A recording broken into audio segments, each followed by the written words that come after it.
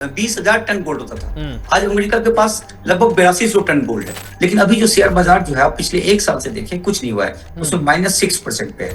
लोगों के पास इतने पैसे नहीं है कि 35,000 रुपया कर्ज ले सके। देखिए स्टॉक मार्केट था क्या हमारा काफी हाई वैल्यूएशन पे चला गया था उस समय। उसका पीई जो है लगभग 30 के आसपास चला गया था। जैसे इराक मान लीजिए किसी से ट्रेड कर रहा है, डॉलर पे कर रहा है, जब आप बंद कर देंगे तो वो पैसे का आदान प्रदान होगा ही नहीं। डॉजेकॉइन भी है, सब कुछ है। बिटकॉइन के साथ है कि 2,10,00,000 बिटकॉइन सिर्फ निकला और डिमांड सप्लाई का खेल है। इसलिए आपको पैसा वहीं इन्वेस्ट करना चाहिए जहां इन्फ्लेशन को बीट कर सके और इन्फ्लेशन से आप आगे बढ़ सके। तो उसने जो है अपने कर्ज खरीद रखे हैं। तो सबसे पहले चाइना ज्यादा खरीदा हुआ था, $1.3 ट्रिलियन का खरीदा हुआ था उसने।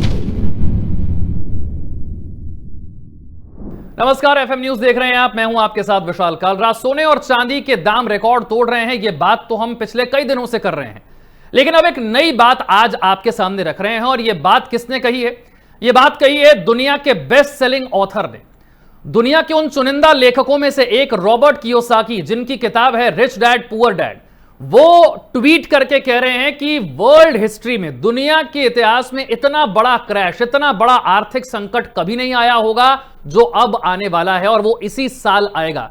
यह बात रॉबर्ट कियोसाकी की तरफ से कही गई है, जो कि इन्वेस्टर भी हैं, एंटरप्रेन्योर भी हैं और बहुत बड़े लेखक भी हैं। उनकी किताब रिच डैड पुअर डैड दुनिया में करोड़ों लोगों ने पढ़ी है। वो ऐसा क्यों कह रहे हैं कि अब सबसे बड़े क्रैश की तैयारी है, और अगर आपने आज तक सिर्फ पैसा सेव किया है, बचाया है, तो यह पैसा आपका खत्म हो जाएगा, क्योंकि महंगाई दर इतनी बढ़ेगी, इन्फ्लेशन इतना ज्यादा होगा, मुद्रास्फीति इतनी ज्यादा होगी कि उस पैसे की कोई कीमत नहीं रह जाएगी। इसी पर चर्चा करने के लिए वरिष्ठ पत्रकार उत्पल चौधरी साहब हमारे साथ जुड़ गए हैं। उत्पल जी, बहुत बहुत स्वागत है आपका और बहुत शुक्रिया आपने हमारे लिए वक्त निकाला। नमस्ते उत्पल जी। सोने जी बहुत बढ़िया। मैं कह रहा हूं सोने चांदी के रेट पर तो हम बहुत दिनों से चर्चा कर ही रहे हैं और हर मंच पर चर्चा हो रही है कि साहब बहुत रेट बढ़ गए हैं, रिकॉर्ड तोड़ रहे हैं रेट, ये हम जानते हैं। लेकिन ये रॉबर्ट कियोसाकी साहब का जो ट्वीट है 3 दिन पुराना, इसने काफी हलचल मचा दी है। वो कह रहे हैं कि दुनिया की इतिहास में सबसे बड़ा क्रैश, सबसे बड़ा आर्थिक संकट बस अब आएगा, इसी साल आएगा। और रॉबर्ट कियोसाकी कोई छोटे मोटे आदमी नहीं है, एक बड़े लेखक हैं, बड़ा नाम है, बड़ी इज्जत है उनकी। क्या आपको लगता है कि इतने बड़े आर्थिक संकट की तरफ दुनिया बढ़ रही है? देखिए इसमें सबसे पहले जो है, इसमें दुनिया मतलब अमेरिका।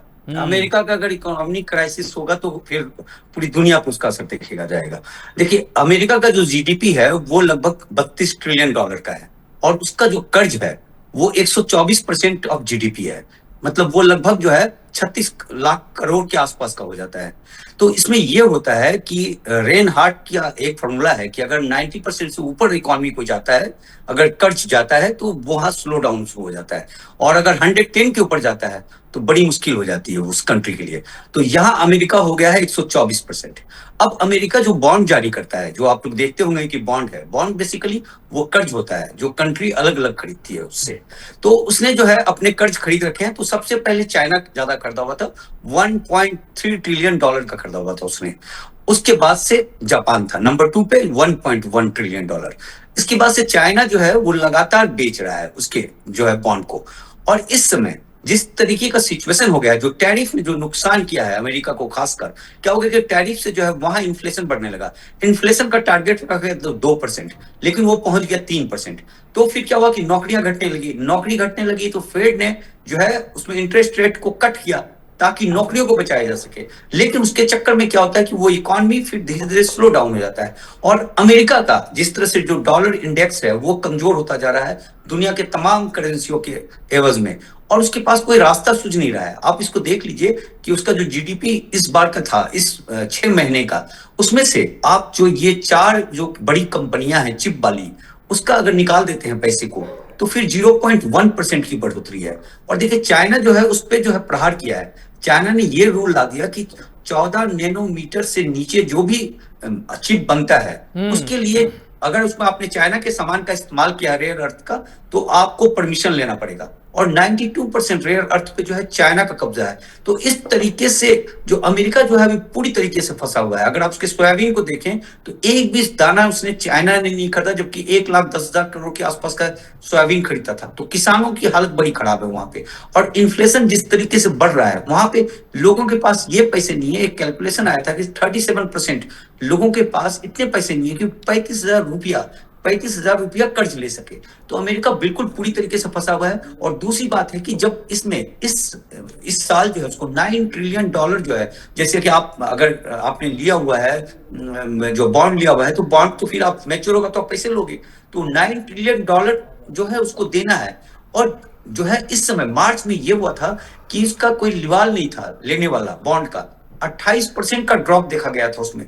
बड़े आनंद फानंद में फिर तो चाइना के साथ जो टैरिफ जो 243% था उसको कम किया गया। तो कुल मिलाकर अमेरिका का हालत इस समय बिल्कुल ठीक नहीं है।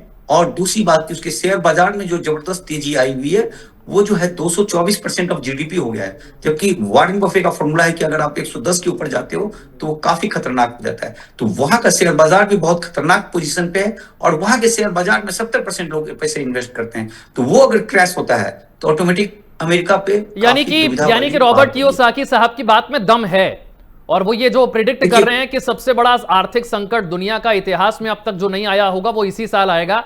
गारंटी से तो कोई नहीं कह सकता कि ऐसा होगा, लेकिन संकेत ऐसे मिल रहे हैं, आप ये कहेंगे? देखिए, रॉबर्ट कियोसाकी साहब जो है बहुत सालों से कहते रहे हैं कि वो आएगा, क्या कहते हैं, स्लम्प आएगा और तमाम चीज आएगा, वो कहते रहे। लेकिन जो इस समय सिचुएशन है वो डिफरेंट है, क्योंकि बहुत सारे इकोनॉमी इंडिकेटर में ये देखा गया कि 2008 में जो इकोनॉमिक क्राइसिस आया था वो बेसिकली आया था मॉर्गेज के कारण, जो मकानों का जो मॉर्गेज था वो, तो वही पोजीशन इस समय पहुंच गया। जो बहुत सारे इकोनॉमिक इंडिकेटर से ये देखा जा रहा है कि जो हाउस लोन जो दिए गए हैं उसको लोग फॉल्ट कर रहे हैं, इवन किराए तक नहीं दे पा रहे हैं लोग। और जो है मॉर्गेज के लिए सहयोग के लिए वो गूगल में सर्च कर रहे हैं वहां पे। और दूसरा ये चीज देखा गया कि जो आपस में जो बिल्डर है वो इनसाइडर ट्रेडिंग करके अपने मकान के भाव को बनाया हुआ है। तो वो एक जो रियल एस्टेट क्रैश जो है वो एक दिख रहा है वहां पे। दूसरी बात कि शेयर बाजार के बारे में हमने कहा कि शेयर बाजार जो है 40 के पीई पे चला गया है, जबकि उसको 14 के पीई पे होना चाहिए। तो वहां भी एक क्रैश देखा जा रहा है। और तीसरी बात कि अमेरिका का जो डॉलर था उसकी दादागिरी अब खत्म हो रही है। डॉलर पहले क्या था कि डॉलर स्टैंडर्ड था करेंसी। जिस तरीके से आप देखें, अगर जो है ब्रिक्स को देखें, ब्रिक्स का टोटल ट्रांजेक्शन 57% जो है लोकल करेंसी में होता है। या अगर डॉलर पहले 75% जो है पूरे वर्ल्ड के ट्रेड का जो होता था 75% डॉलर में होता था, वो घटकर जो है 56% पे आ गया है। लगभग 19% का ड्रॉप है। तो कुल मिलाकर इस समय अमेरिका बहुत ही मतलब जो है पोजीशन उसका बहुत ही गड़बड़ चल रहा है। और ट्रम्प जिस तरीके से बेवकूफी कर रहे हैं, अगर इसी तरीके से करते रहे तो जो कियोसाकी साहब की बात है वो संभव हो सकता है। भारत पर क्या सीधा असर आप देखेंगे इसके बाद, और सोने और चांदी के दामों पर इसका क्या असर हो सकता है? देखिए, भारत का इकोनॉमी जो है वो डिफरेंट है। अब देखिए, अमेरिका के साथ तो हमारा टैरिफ लगा हुआ है जो है, उससे कोई ज्यादा नहीं। भारत जो है उसका ऑल्टरनेट व्यवस्था ढूंढने की कोशिश कर रहा है। और जो सबसे बड़ा जो है कि जीएसटी में जो परिवर्तन किया गया, आप उसका रिफ्लेक्शन देख सकते हैं कि इस बार इन्फ्लेशन जो है 1.94 पे आया, 1.97 पे आया, जो कि 8 साल में सबसे न्यूनतम हो गया। और भारत की इकोनॉमी को लेकर आईएमएफ की रिपोर्ट कल आई है, जिसमें पूरे वर्ल्ड को उसने चेताया है कि टैरिफ से जो है खतरा हो सकता है। लेकिन भारत के लिए उसने ग्रोथ दिया है 6.6 कि फाइनेंशियल ईयर 26 में जो है 6.6 होगा। तो भारत का स्ट्रॉन्ग काफी मजबूत है, क्योंकि हमारे पास पॉपुलेशन है। और दूसरी बात कि हम एक्सपोर्ट इंपोर्ट पे कम है, हमारा 70% जो है लोकल, जो जीडीपी का जो हिस्सा है वो लोकल ही है। तो जो भारत के पॉइंट ऑफ व्यू से भारत पे बहुत कम असर होगा, जैसा कि आपने 2008 में भी देखा था भारत पे उस तरह से असर। लेकिन बहुत सारे लोग अभी तो नहीं कह रहे, अब तो खैर पिछले 1 साल में शेयर मार्केट में वैसा रिटर्न नहीं है, लेकिन हमारे शेयर मार्केट को देखकर भी बहुत सारे लोगों ने इस तरह का अंदाजा लगाया था कि इतनी ग्रोथ तो हमें नजर नहीं आ रही है, फिर स्टॉक मार्केट इतना तेजी से भाग कैसे रहा है। ये 1 साल पहले तक आपने भी ये सब बातें सुनी होंगी। क्या आपको लगता है कि हमारे स्टॉक मार्केट पर इस तरीके का कोई खतरा है? देखिए, स्टॉक मार्केट था क्या, हमारा काफी हाई वैल्यूएशन पे चला गया था उस समय। उसका पी जो है लगभग 30 के आसपास चला गया था। लेकिन अभी जो शेयर बाजार जो है आप पिछले 1 साल से देखें कुछ नहीं हुआ है, उसमें -6% पे है। तो शेयर बाजार जो है ऑलमोस्ट, अगर यहां से भी अगर करेक्शन होता है बहुत ज्यादा, तो 23,850 जो है वो एक बड़ा बेस है। 23,850 के नीचे मुझे नहीं लगता है कि जाएगा। अगर बहुत उछल कूद जाए, अगर आप देख भी ले इधर जियोपॉलिटिकल सिचुएशन जो भी हो रहा है, तो हमारा बाजार उस तरीके से रिएक्ट नहीं कर रहा है, क्योंकि हम ऑलरेडी काफी बॉटम में हैं। लेकिन जो हमारे लिए जो सबसे बड़ा फैक्टर होगा कि हमारे कंपनियों का जो है रिजल्ट किस तरीके से रहता है। क्योंकि अब जो जीएसटी से जो परिवर्तन हुआ है, जिस तरीके से आप देख रहे हैं कि कारों के लिए लंबी लाइन लग गई है, या जो कंजम्पशन है वो बढ़ रहा है। रूरल में ट्रैक्टर का बिकना बहुत ही जबरदस्त है, मतलब 40% ट्रैक्टर ज्यादा बिक गया। तो यानी हमारा रूरल इकोनॉमी जो है वो स्ट्रांग हो रहा है, कंजम्पशन बढ़ रहा है। तो कंजम्पशन के कारण जो है हमारा जो है उस तरीके का स्टेज नहीं होगा। यानी आप कह रहे हैं स्टॉक मार्केट में पैसा लगाने वालों के लिए बहुत ज्यादा चिंता की बात नहीं है, अगर करेक्शन हुआ भी तो वो ऐसा करेक्शन नहीं होगा कि आपके लिए बहुत बड़ी दिक्कत खड़ी हो जाए। बिल्कुल। और शेयर के बारे में मेरा ये कहना है कि आपके पास जो इमरजेंसी फंड है उसको छोड़ दिया, उसको अपने पास करने दें। उसके अलावा जो एक्स्ट्रा मनी है उसको आप शेयर बाजार में लगाएं। और शेयर बाजार का नियम ये होता है कि जो पैसा आपकी जरूरत का नहीं है उसको लगाएं, और जब पैसे की जरूरत हो तो बेचें। तो आप लॉन्ग टर्म होराइजन रखें उस पर, और पैसे को जो है एक बार में ना लगाए, उसको सिप करें, धीरे धीरे लगाते रहें। और फंडामेंटली स्ट्रॉन्ग शेयर को देखने के बाद, और उसका रेट भी देखा जाता है, जैसे कहा था ना कि भाव भगवान है, किसी शेयर को किसी भी जगह नहीं खरीद लेना चाहिए। 200 डीएमए होता है, 200 डे का जो एवरेज होता है, और अगर शेयर का प्राइस 200 डीएमए के आसपास मिलता है तभी जो है छोटे इन्वेस्टर्स को खरीदना चाहिए वहां। अच्छा, सिल्वर की डिमांड आप देख रहे हैं जबरदस्त बढ़ रही है। अब सिल्वर जो वो 1,80,000 के रेट को भी पार कर रहा है, और अलग अलग मार्केट में आप देख रहे हैं अलग अलग शहरों में भी रेट बहुत ज्यादा वेरी करता है, बदल रहा है। अब लोगों के मन में सवाल ये आ रहा है कि सोना तो समझ में आ रहा है चलिए भाग रहा है, अब सिल्वर के भागने की वजह क्या है? अभी बहुत सारे लोग ये जानते नहीं है कि किस तरीके से इंडस्ट्रीज में सिल्वर का इस्तेमाल बढ़ रहा है, और ये इस्तेमाल और बढ़ता चला जाएगा। सोना और चांदी दोनों के साथ ये दिक्कत है कि इतनी माइनिंग हो नहीं रही है, इतना दुनिया में है भी नहीं, जितना हम इस्तेमाल कर रहे हैं, जितनी हमारी डिमांड है उतना है भी नहीं दुनिया में। इसकी वजह से आने वाले दिनों में आप चांदी, खास तौर से चांदी की डिमांड को कहां तक जाता हुआ देखते हैं? और जो लोग इन्वेस्ट करने का मन बनाकर बैठे हैं या सोच रहे हैं जल्दी जल्दी इसमें से पैसा बना लें, उनके लिए क्या कहेंगे आप?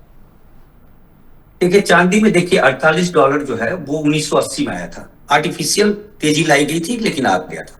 उसके बाद से चांदी लुढ़क गया, फिर 2011 में वो $48 पे आया, और अब $48 के ऊपर आया।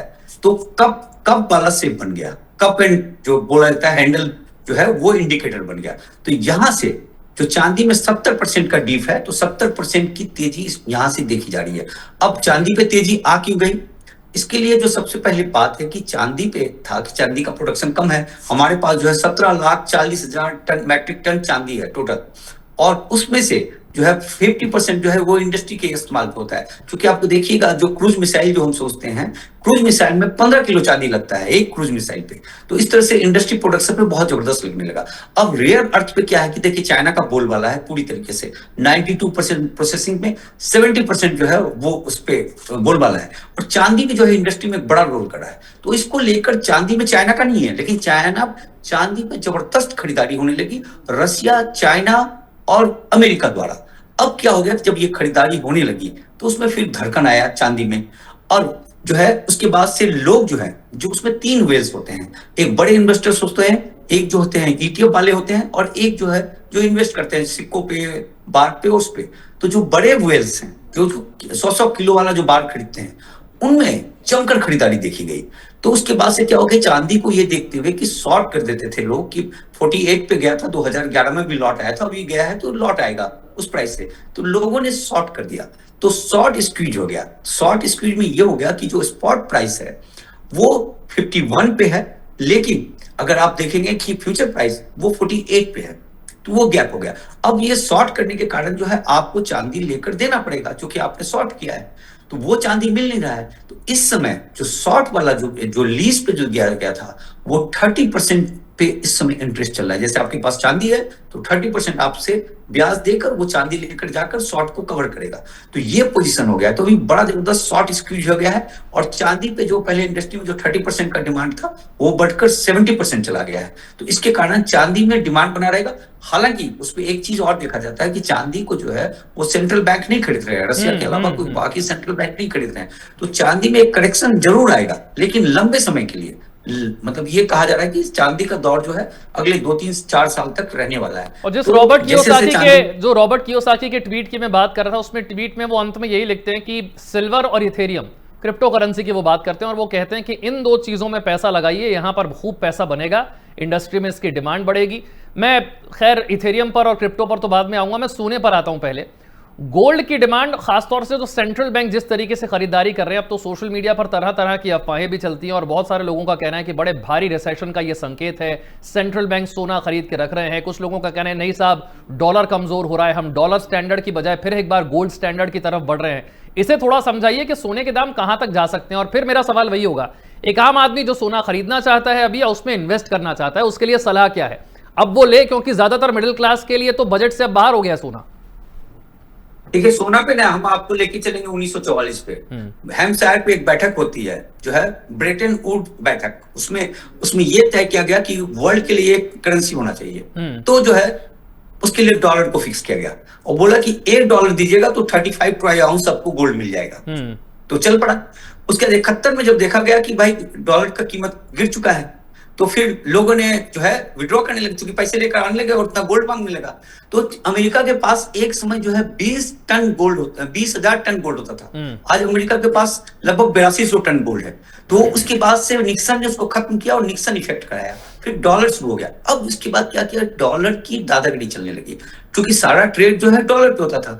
अब किसी ने भी कोई भी कंट्री बदमाशी किया तो वो क्या करते थे, डॉलर्स पे प्रतिबंध कर देते थे। तो वो ट्रेड नहीं कर सकता था। जैसे इराक मान लीजिए किसी से ट्रेड कर रहा है, डॉलर पे कर रहा है, जब आप बंद कर देंगे तो वो पैसे का आदान प्रदान होगा ही नहीं। तो इससे लोग सब घबराए। तो क्या हुआ कि जो ब्रिक्स बन गया था, ब्रिक्स के कंट्री के लोगों ने आपस में जो है अपने करेंसी पे ट्रेड करने लगा। उसके 2022 में जब यूक्रेन रसिया वार शुरू हुआ तो अमेरिका ने क्या किया कि रसिया के जो जितने डॉलर थे उसको जब्त कर लिया। तो पूरी दुनिया जो है वो ये हो गई कि भाई कल को किसी पे भी कर सकता है ये। तो फिर जो डॉलर स्टैंडर्ड करेंसी था वहां से निकलने लगे लोग। उसके बाद सेंट्रल बैंक जमकर खरीदारी किया, मतलब 1000 टन के आसपास जो है 2023 में और 1100 टन के आसपास 2024 में खरीदारी किया। तो इस तरीके से पैसा शिफ्ट हो रहा है और लोकल करेंसी पे भी ट्रांजैक्शन होने लगा। जैसा कि आप देखते होंगे ब्रिक्स वाले जो है रूबल से हम तेल मंगवाते हैं रसिया से, तो इन तमाम चीजों से होने लगा। तो उसका डॉलर की जो मोनोपोली है वो गिरी है और 57% के आसपास आ गया है। और कंट्री जिस तरीके से गोल्ड अभी और खरीदेंगे, क्योंकि डॉलर से बिल्कुल पूरी तरीके से बाहर निकलना चाह रहे हैं ये लोग, तो इसलिए गोल्ड पे जो है डिमांड बना रहेगा। तो गोल्ड में सबसे बड़ी बात है कि सेंट्रल बैंक की खरीदारी, जो चांदी में नहीं है। तो ये जो है गोल्ड जो है आने वाले समय में सिल्वर से ज्यादा ही मजबूत रहेगा। और गोल्ड कम भी है। गोल्ड जो है लगभग 57,000 मैट्रिक टन गोल्ड जो है वो पड़े हुए हैं माइंस पे, और 3400 टन गोल्ड जो है वो हर साल निकलता है। और उसका खपत जो है 5000 टन गोल्ड का डिमांड है। तो ये डिमांड सप्लाई का पूरा खेल है। तो गोल्ड पे क्राइसिस बनी रहेगी। अब सवाल आता है क्रिप्टो करेंसी का। अभी हमने देखा कुछ दिन पहले बिटकॉइन 1 करोड़ 10 लाख के लेवल को टच कर गया और पिछले साल ये 52 लाख पर था। अक्टूबर 2024 में 52 लाख, अक्टूबर 2025 में 1 करोड़ 10 लाख के लेवल तक वो आ गया। अब बहुत सारे लोगों के मन में सवाल आया कि क्या क्रिप्टो करेंसी में इन्वेस्ट करें, क्या ऑलरेडी इतनी रेट पर चला गया है कि अब यहां पर इन्वेस्ट करने का फायदा नहीं है, या लोगों के मन में यह भी आया गया कि डोनाल्ड ट्रंप आए हुए हैं अमेरिका में तो, और वो क्रिप्टो के बड़े समर्थक हैं, हो सकता है क्रिप्टो और आगे भागने लग जाए। लेकिन जो भारतीय इन्वेस्टर है वो तो फिर भी कंफ्यूज है, उसे समझ नहीं आ रहा, क्योंकि भारत सरकार ना तो उसे मान्यता देती है और ना ये कहती है कि हम मान्यता नहीं देते हैं। नियम भी बहुत ज्यादा स्पष्ट नहीं है क्रिप्टो को लेकर के। क्रिप्टो करेंसी में जो इन्वेस्ट करना चाहते हैं उनके लिए क्या सलाह है? देखिए क्रिप्टो करेंसी पे जैसे दो चीजें हैं, एक तो बिटकॉइन है, दूसरा जो है ऑल्टरनेटिव कॉइन है जिसको एल्ट कॉइन बोलते हैं। उसमें क्या है कि जो 10,000 से ज्यादा है उसमें, जिसमें एथर भी है, सोलाना भी है, डोजी कॉइन भी है, सब कुछ है। बिटकॉइन के साथ है कि 2 करोड़ 10 लाख बिटकॉइन से निकला। और डिमांड सप्लाई का खेल है।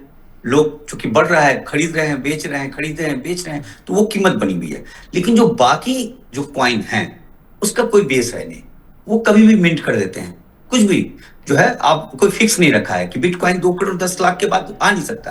तो जो बाकी कॉइन है उसका कोई आधार नहीं है। तो इसलिए जब क्या हुआ कि जब क्राइसिस उभरा तो कल जो है 313 बिलियन डॉलर का जो है उसमें क्रैश देखा गया। जो अल्टरनेटिव कॉइन्स थे उस पे जो है 6% 7% गिर गया हर कॉइन। तो ये उस पे आदमी को संभल कर रहना चाहिए। और बिटकॉइन को अगर आपको खरीदना है तो बिटकॉइन पे लगाइए, लेकिन बिटकॉइन काफी महंगा है। हालांकि आजकल आप यूनिट पे भी मिल जाता है, 100 रुपये का भी बिटकॉइन खरीद सकते हो, तमाम चीजें। तो मेरे ख्याल से बिटकॉइन के अलावा जो बाकी क्रिप्टो करेंसी है उस पर कोई आधार नहीं है। हालांकि आधार तो बिटकॉइन का भी नहीं है, लेकिन अब डिमांड सप्लाई का खेल है कि चल रहा है तो चल रहा है, अब लोग खरीदते रहेंगे, तो वो कहानी है। अच्छा, बात जो लोग इन्वेस्टमेंट कर रहे हैं और जो सेविंग कर रहे हैं, दो अलग अलग तरह के लोगों की। क्योंकि रॉबर्ट कियोसाकी कहते हैं कि अगर आप सिर्फ सेविंग करते हैं तो कुछ समय के बाद जो इन्फ्लेशन है वो आपकी सेविंग्स को खत्म कर देगा, आपके पास पैसा बचा नहीं होगा। आप ये सोच रहे हैं कि सिर्फ सेव करने से काम चल जाएगा, सिर्फ आपके अकाउंट में पैसे पड़े रहेंगे, तो कुछ समय के बाद वो पैसे की कोई कीमत नहीं रहेगी। आप अगर इन्वेस्ट नहीं कर रहे हैं तो फिर आप नुकसान में हैं, माइनस की तरफ आप जा रहे हैं। भारत के लिए ये बात कितनी सही बैठती है? और भारत में भी एक बड़ी बहस चलती है fix deposit versus mutual fund वाली। आज की स्थिति को देखते हुए आप क्या कहेंगे? देखिए फिक्स डिपॉजिट जो है, अब वो कहना कि चेक मत करो, लेकिन फिक्स डिपॉजिट जो आपके पास इमरजेंसी फंड है, जिसकी जरूरत है, आपको कभी भी जरूरत पड़ सकती है, उसको आप एफडी में रखें। बाकी जो एक्स्ट्रा मनी है उसको रखने का कोई मतलब नहीं होता है, क्योंकि क्या होता है कि जो इन्फ्लेशन होता है, इन्फ्लेशन के आधार पर इंटरेस्ट देते हैं। कि सपोज अगर 7% इन्फ्लेशन चल रहा है तो 7% आपको बैंक दे रही है, तो आपका पैसा जस का तस पड़ा हुआ है ना। अगर उसको आप शेयर में लगाएंगे, म्यूचुअल फंड में लगाएंगे, गोल्ड में लगाएंगे, तो वो तमाम बातें। अब जैसे कि सपोज मान लीजिए कि किसी की सैलरी अगर 2002 में 50,000 रहा हो, तो उसको अगर गोल्ड से तुलना करें आप, तो वो 100 ग्राम गोल्ड खरीद सकता था, है ना। तो यानी, और आज उसी पे 100 ग्राम को गोल्ड खरीदने के लिए आपको 12 लाख रुपए चाहिए, लेकिन 50,000 सैलरी वाले का 12 लाख तो गया नहीं, है ना, किसी का नहीं गया।